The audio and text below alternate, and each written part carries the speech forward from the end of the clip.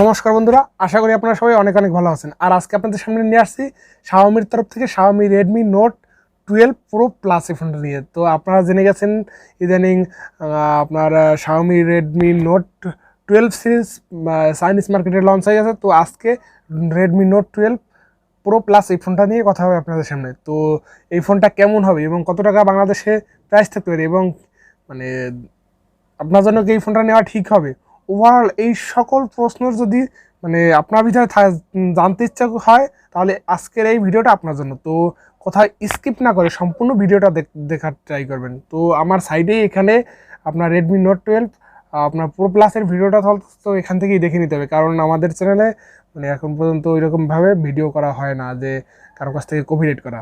তো অবশ্যই একটু কষ্ট করে দেখে নেবেন এখানে।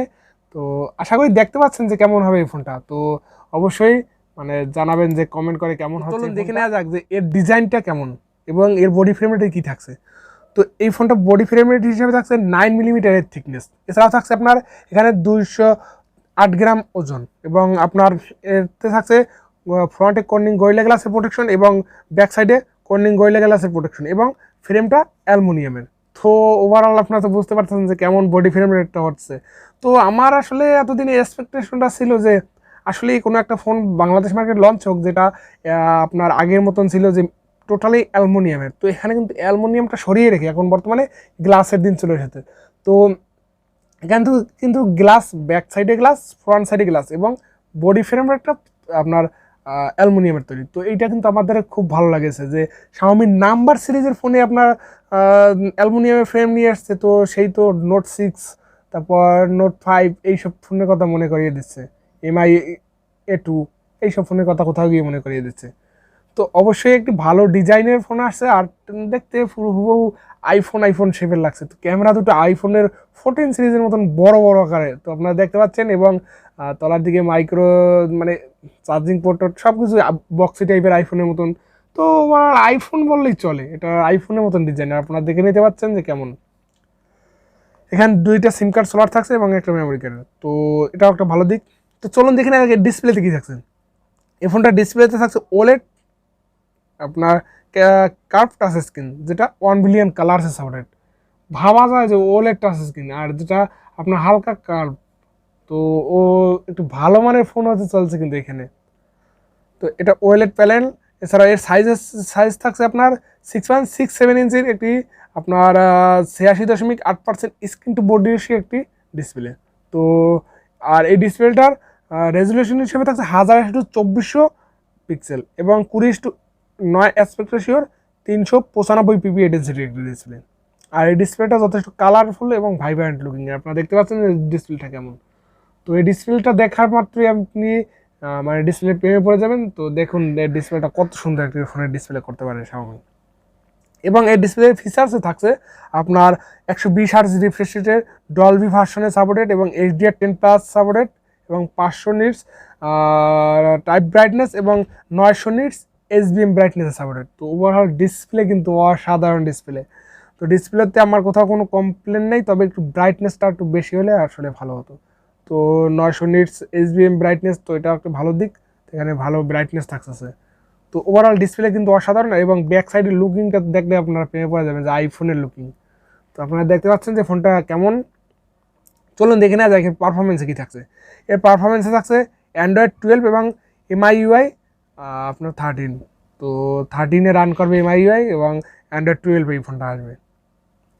এবং এর চিপসেট হিসেবে থাকছে মিডিয়াটেকের Dimensity 1080 প্রসেসর 6nm আর্কিটেকচার তৈরি করা। তো এর আগে আপনার Realme 10 Pro Plus-এও এই একই প্রসেসর এবং এই Redmi Note 10 Pro Plus-এও একই প্রসেসর। তো সেম প্রসেসর দিয়ে ফোনটা আসতে চলছে। এবার দেখা যাবে যে কার ক্ষমতা কেমন, কে কতটা জোর দেখাতে পারছে, কে কতটা ভালো অপটিমাইজেশন করতে পারছে প্রসেসর। তো ওভারঅল সব কিছুই দেখা যাবে যে কার ইমেজ প্রসেসিং কেমন, তো ওভারঅল প্রসেসিংটা কেমন এটা দেখা যাবে, কার গেমিং এক্সপিরিয়েন্স কেমন এটা দেখা যাবে।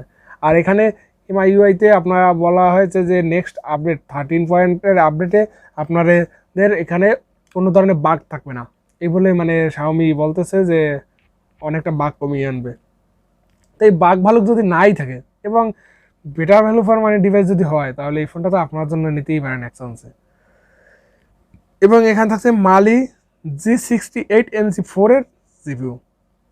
টোটাল এই প্রসেসরটা দিয়ে আপনারা আরামসে আপনারা গেমিং করতে পারবেন, মোটামুটি ভালো গেমিং করতে পারবেন না, PUBG, free fire, asphalt 9, COD, BGMI, যত ধরনের গেম আছে সবগুলো আপনারা মিডিয়াম ফ্রেম রেটে হাইপার সেটিংসে খেলতে পারবেন। তো এটা একটা ভালো দিক। আর ফ্রি ফায়ার গেমটা তো অনায়াসে আপনারা এখানে রান করতে পারবেন ফুল গ্রাফিক্সের সাথে এবং ফুল সেটিংসে। তো এটা একটা ভালো দিক। তো চলুন দেখে না যাক এর র্যাম হিসাবে কী থাকছে এবং রোম হিসাবে কী থাকছে। এখানে থাকছে 8GB এবং 12GB, দুইটা র্যাম ভ্যারিয়েন্টে সাপোর্টেড, এবং 256GB একটা স্টোরেজ টাইপের সাপোর্টেড, মানে রোম ভ্যারিয়েন্ট। আর যেখানে থাকছে ইউএস 3.1 স্টোরেজ টাইপের সাপোর্টেড। আর এখানে থাকছে না কোনো মাইক্রো এসডি কার্ডের স্লট। তো আপনার এখানে যদি আপনি দেখেন যে 8GB আর 12GB, তার সাথে আবার আপনারা 8GB করিয়া ভার্চুয়াল র্যাম বাড়িয়ে নিতে পারেন। তো এটা র্যামের ঘাটতিটা অনেকটা পূরণ করে দেবে। তবে 8GB আর 12GB দুইটা র্যাম ভ্যারিয়েন্টের সাপোর্ট আছে, তো এটা একটা ভালো দিক। তো বেস্ট ভেরিয়েন্ট বলেই তো মানে এত কিছু করছে।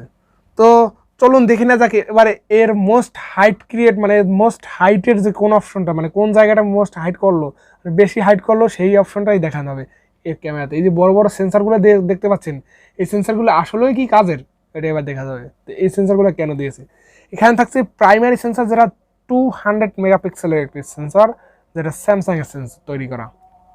এবং যেখানে থাকছে 8 মেগাপিক্সেল আলট্রা সেন্সর এবং 2 মেগাপিক্সেলের ম্যাক্রো সেন্সর। তো আসলে কিন্তু ক্যামেরাগুলো কাজের, যেমন ক্যামেরার সাইজ তেমন ক্যামেরার মানে কোয়ালিফিকেশন।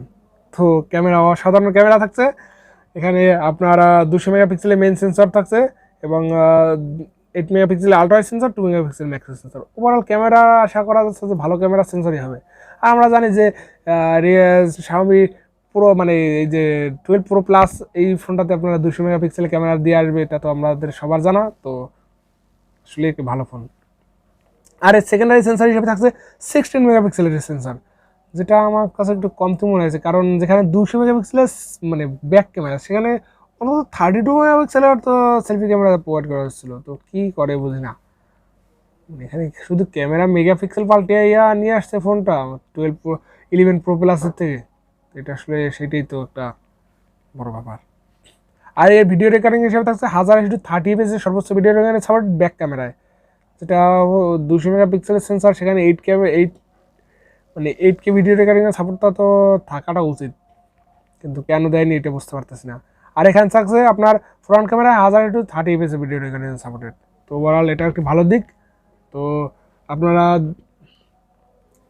ভিডিওটা কেমন লাগলো এটা কমেন্ট করে জানাবেন, এবং ক্যামেরার ইগুলা কেমন লাগলো অবশ্যই কমেন্ট করে জানাবেন। আর এর সাউন্ড হিসাবে থাকছে স্টোরেজ স্পিকার, যেটা ডুয়েল স্টোরেজ স্পিকার এবং 3 জ্যাকের সাপোর্টও থাকছে। এবং এখানে কানেক্টিভিটি হিসাবে থাকছে ওয়াইফাই 6 এর সাপোর্টেড এবং ডুয়েল ব্যান্ডের হটস্পটের সাপোর্টেড এবং ব্লুটুথ 5.2 এর সাপোর্ট, জিপিএস, এনএফসি, আপনার আপনার এফএম রেডিও সাপোর্ট থাকছে না, এবং USB type C port, OTG supported এবং ইন্টারনাল পোর্ট।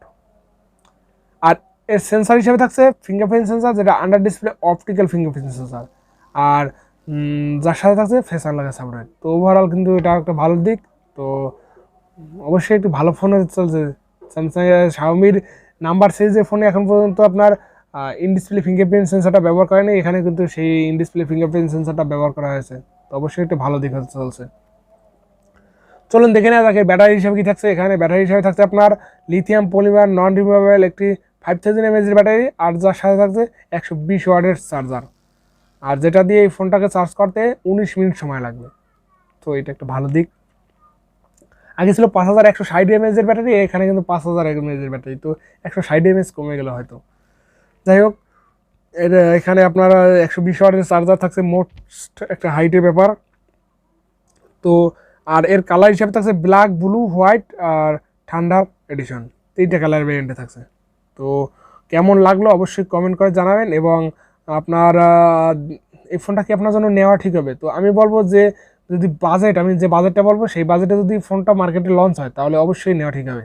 আর মানে ফোনটা আসলেই Xiaomiর তরফ থেকে একটি ভালো ফোন হয়ে চলছে, যেটা Redmi Note 12 Pro Plus, এটা আসলে একটি ভালো ফোন। তো এইটা মনে হয় মানে এই সিরিজের মানে 12 মানে নোট সিরিজের এবারে সেরা ফোন এই Redmi Note 12 Pro Plus এই ফোনটা।